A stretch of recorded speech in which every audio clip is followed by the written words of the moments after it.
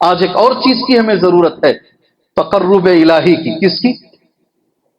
کس کی؟ کچھ تو بولو نا، کس کی ضرورت ہے؟ سمجھ میں آیا لفظ؟ آیا سمجھ میں؟ کتنوں کو سمجھ میں آیا؟ صرف ہاتھ اٹھاؤ، ہاتھ اٹھاؤ۔ دیکھو ایک 10% لوگوں کو سمجھ میں آیا ہے۔ ذرا فصیح لفظ اگر میں استعمال کر دوں، ذرا فصیح اگر میری زبان ہو جائے تو میری مجلس کے صرف 10 لوگ اس سے فائدہ اٹھاتے ہیں، 90% لوگ اس سے محروم رہتے ہیں۔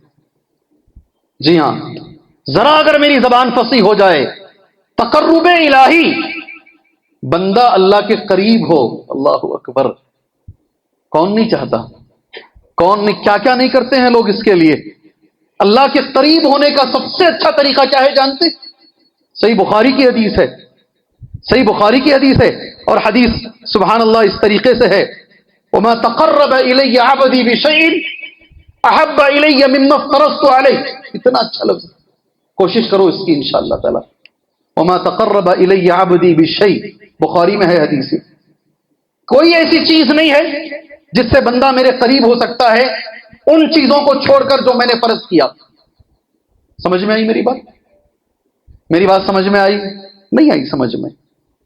سمجھ میں نہیں آئی۔ اللہ نے جو فرض کیا ہے، اللہ نے جو فرض کیا ہے، نمازیں فرض ہیں، روزہ فرض ہے، زکوٰۃ فرض ہے، حج فرض ہے، اللہ نے جو فرض کیا ہے اس کو کر کے ہی بندہ اللہ کے قریب جا سکتا ہے، یعنی عمل کر کے بندہ اللہ کے قریب جا سکتا ہے۔ اس کے بعد کا لفظ بہت سارے لوگ دلیلوں کے طور پہ پیش کرتے ہیں، الگ الگ لوگ، کلمۃ حق ارید بہ الباطل، حق کلمہ مگر اس سے باطل لیا جاتا ہے۔ وما یزال عبدی یتقرب الی بالنوافل، میں نے اس کی کمی دیکھی ہے ہمارے مسلک کے اندر۔ برابر بندہ میرے قریب ہوتا رہے گا نفل کے ذریعے سے۔ کس کے ذریعے سے؟ کس کے ذریعے سے؟ نفل تو چھوڑو، سنتیں ہی نہیں پڑھتے یہاں۔ سلام امام صاحب پھیرتے ہیں، وہاں سے سائلنسر کی آواز آتی ہے، امام پریشان رہتا، میرا تو دوسرا بھی سلام نہیں ہوا، یہ گاڑی کیسے اسٹارٹ کر دیا؟ ادھر سے سلام نہیں ہوتا، ادھر گاڑی اسٹارٹ ہوتی ہے۔ ایسی نمازیں ہماری ہو رہی ہیں گویا کہ کسی جیل خانے میں ہم کو لاک کر دیا گیا ہے، امام سلام پھیرتے ہی ہمیں کھول دیا گیا اور ہم بھاگنے کے چکر میں۔ جی ہاں، نفل ہمارے پاس کہاں ہے؟ عمل ہے نا، یہ بھی عمل ہے۔ فرض کے ساتھ ساتھ اگر کوئی نفل کرتا رہے گا، اللہ کا لفظ دیکھو، حدیث قدسی ہے، حتی احبہ، میں اس سے محبت کرتا ہوں، اور جب میں کسی سے محبت کرتا ہوں تو میں اس کا کان ہو جاتا ہوں، میں اس کی آنکھ ہو جاتا ہوں، میں اس کا ہاتھ اور میں اس کا پیر ہو جاتا ہوں۔ یہ حدیث بخاری میں۔ اس حدیث کو لے کر کچھ لوگ یہ بھی دلیل دیتے ہیں اللہ بندے کے اندر آ جاتا ہے، حلول کر جاتا ہے، جو غلط عقیدہ ہے۔ اس کی شان سبحان اللہ، یہ عقیدہ، اور یہ کروڑوں لوگوں کا عقیدہ ہے، کروڑوں لوگوں کا، سبحان اللہ۔ میں اس کا کان، اس کی آنکھ، اس کا ہاتھ اور اس کا پیر ہو جاتا ہوں۔ کیا معنی ہے اس کا؟ اس کا معنی کیا ہے؟ اللہ محبت کرتا ہے عمل کی وجہ سے، سبحان اللہ۔ اس کا کیا معنی ہے جی؟ آپ میں سے مجلس میں کوئی ایک آدمی، اس کا معنی کیا ہے؟ اللہ انسان کی آنکھ ہو جاتا ہے، سبحان اللہ، انسان کا کان ہو جاتا ہے، اس کا ہاتھ اور اس کا پیر۔